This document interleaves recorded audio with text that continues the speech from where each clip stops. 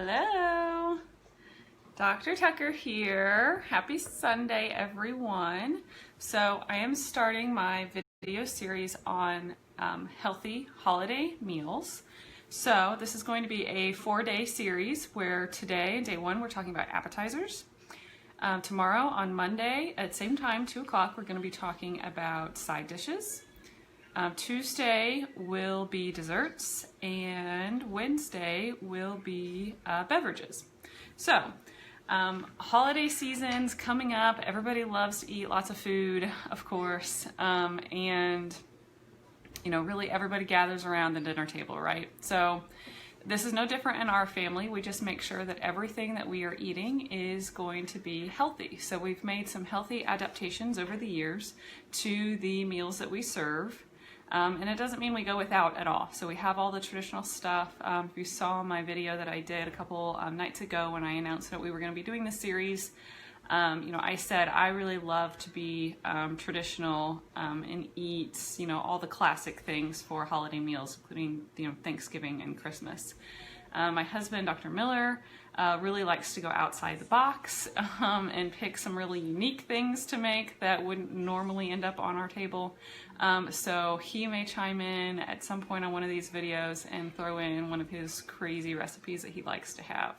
Last couple of years he's liked to either make or buy crab cakes. So my thought is that we can have those any other meal of the year, but for Thanksgiving, Christmas, you know, we're gonna have turkey and dressing and mashed potatoes and green bean casserole and all those yummy things. So today we are talking about appetizers. If you are joining on the video live or even later, just pop in and put a comment down there so that I know that you watched it, and share with me what your favorite appetizers are for Thanksgiving. So I have done a little bit of research and gotten 5 links together that I will post in the video comments once we're done here of all the recipes that I am featuring today. So for the most part, when I go to look for a recipe, Google is my best friend.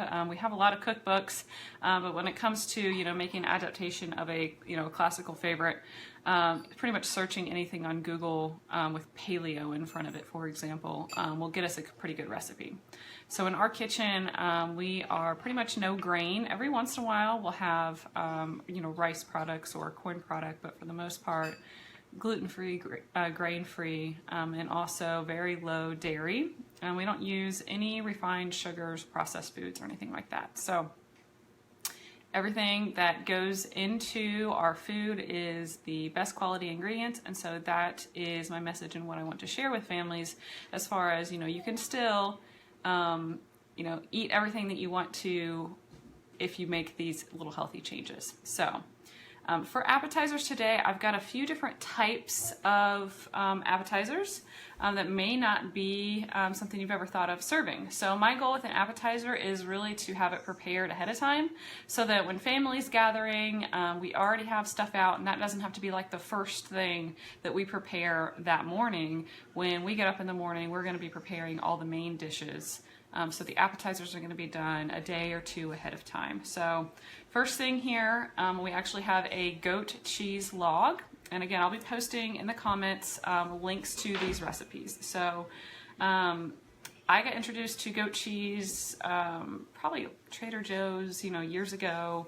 And so our kids love them. We don't get them that often, but they love to have them like scrambled up in their eggs and that sort of thing. But for this, we're going to be using it as an appetizer. So you can certainly buy one with things already on it, like say nuts or cranberries or something like that, or you can buy just the goat cheese log by itself, and then you can roll it in whatever other ingredients you want. So the recipe that I found for this that we're going to use this year includes rolling it in walnuts, and cranberries and some herbs. So for this goat cheese log, I will serve it with freshly cut apples for more of a sweet taste.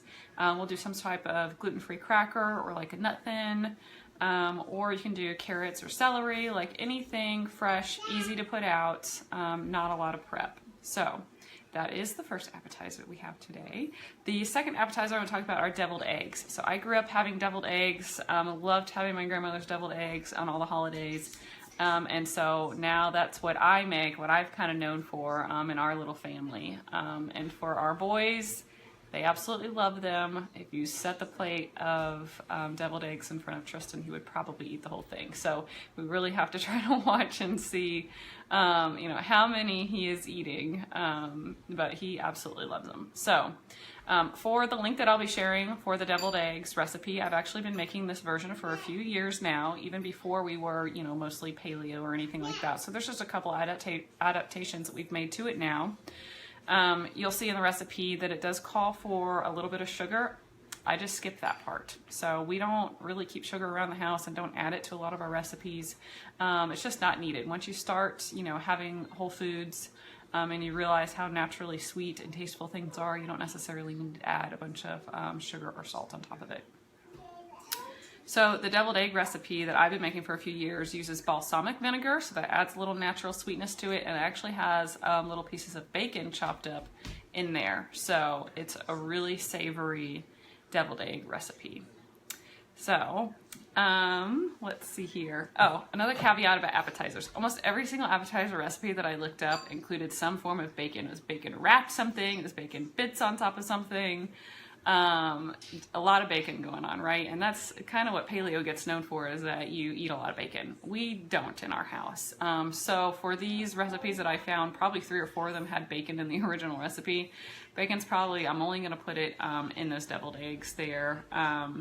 We might do a bacon wrapped vegetable as well, but we don't eat a whole lot of pork in our house. So just a little note about, if you were thinking about going paleo, you don't necessarily have to eat bacon all the time. Or if you love it, you can. So anyways, I will also post a link. So we use coconut oil mayonnaise. We actually buy that at Costco, and it's pretty tasty.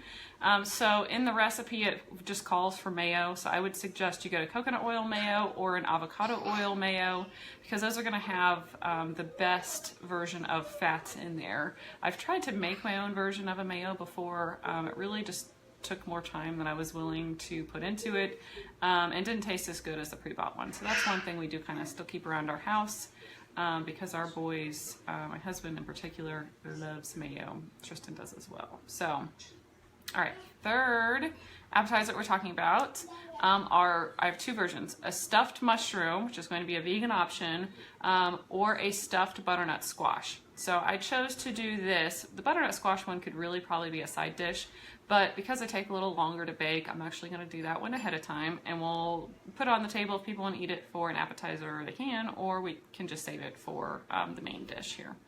So the 2 recipes there, we love mushrooms. Mushrooms end up in a lot of our meals. They'll probably end up in more than one of our dishes for Thanksgiving.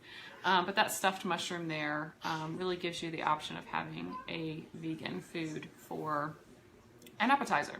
So it's got parsley in it, red bell peppers, shallots, garlic, sun-dried tomatoes. Our little guys love those things. They have them as a snack, easy go-to snack, raisins, cranberries, sun-dried tomatoes, olives, all those things. Let's see, it also has some walnuts in it. So of course, any recipe, if there's any nut allergies or anything like that, any recipe can be adopted, just leave off the nuts. Okay, so for the stuffed butternut squash, this one looks absolutely delicious. The recipe that I'm going to post has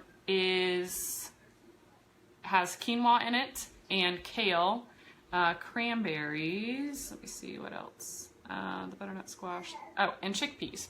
So chickpeas, technically not paleo, but we still have them quite often. They're a really great source of fiber and protein. If you are doing vegan meals, that's one thing that you have to think about is what the protein source is going to be. So we're working in 2 superfoods here with kale and with quinoa, which is also really high in protein. So I honestly would probably just be making both of those for Thanksgiving. All right, next one we have our bacon wrapped Brussels sprouts. We also really love fresh Brussels sprouts here in our house. We've done them a couple different ways: throwing balsamic vinegar on them, pan frying them, baking them, any type of seasoning on them. Brussels sprouts are just amazing. So for this recipe, this one does call for, again, more bacon. But they are going to be really, really tasty. So, and those are, again, something you can make pre-made, and then just pop them on the table. Everybody's gathering, and they can be munching on some Brussels sprouts. So, all right, the last recipe that we're sharing today for appetizers is a carrot cake. So we're actually going to make like a loaf of this and have it for if anybody just wants something to munch on while everyone's gathering. So this paleo carrot cake is going to have fresh carrots in it, finely ground or shredded. It's also going to have, the base is going to be coconut flour and almond flour. So anytime we do any baking, I typically like to find some naturally sweet foods to sweeten those things. So we'll use bananas, we'll use dates, we'll use raisins in our foods because they are naturally very sweet. Occasionally we will mix in some honey or some maple syrup to also sweeten recipes. Just kind of depends on what consistency is going to come out and how you really want to have that one. So that is it. Let me see. I don't think we have any comments here today, but I hope you found this helpful. I'm going to be, at the end of this series, I will have a list together with all the links that I feature on these videos. So if you want that, just comment on this video that you want the guide. That's what we're going to call it. It's Dr. Tucker's guide to healthy holiday meals, the Thanksgiving version. So I hope everybody has a great Sunday afternoon. Again, join us tomorrow. So Monday, Tuesday, and Wednesday, we are talking about side dishes, then desserts and beverages. So keeping everything nice and healthy, mixing in a lot of whole foods, and just getting some really, really, really great nutritious meals for your holidays. And our whole family eats all this food. We don't necessarily make anything special for the kids. They just eat everything that we eat. And I've been blessed with two boys that really have never put up a fight when it comes to eating good, healthy foods. So, all right, that is it.